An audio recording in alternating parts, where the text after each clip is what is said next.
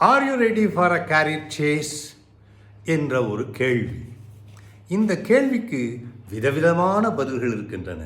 நாம் சிலவற்றை பார்த்து அவர் என்ன நினைக்கிறார்கள் என்பதை அறிந்து கொள்வோமா? 7 வகையான நடத்தைகளை உணர்ந்து வெளியேற தயாராக இருக்க வேண்டும். அடிமை எண்ணம் மன உறுதியை ஒன்றாக குலைத்துவிடும். விஷம் கலந்த நடத்தைகள் உள்ள மேலதிகாரி நம் பணியை மட்டும் கெடுப்பதில்லை, மொத்தமாகவே கெடுத்து விடுகிறார். என்ன செய்வது?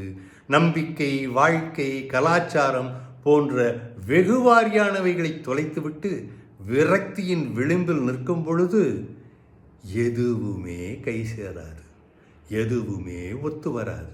இந்த அறிகுறிகள் இருந்தால் விலகி இருவரும் நலமுடன் வாழலாம்.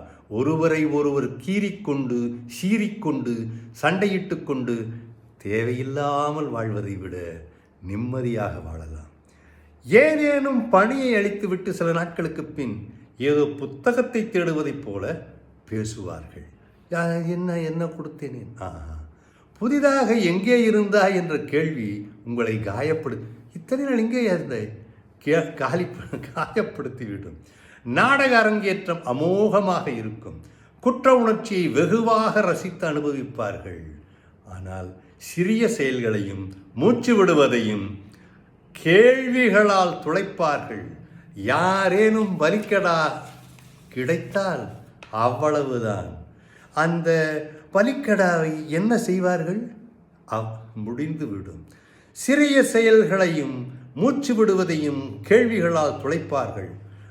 அந்த பலிக்கடா நீங்களாக இருக்கிறீர்களா என்பதை பார்த்து கொள்ளுங்கள். புகழ் பெருமை திருடர்களாக இருப்பார்கள்.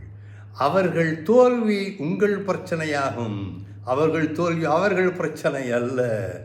எதற்கும் ஒரு ஆடு வேண்டுமல்லவா, ஸ்கேப் கோட். சரி, வார விடுமுறை வேலை நாட்களாகும். பழி சொல்ல தேடுதல் தொடரும். பின்தொடர்ந்து வந்து பழி சொல்லி போவார்கள்.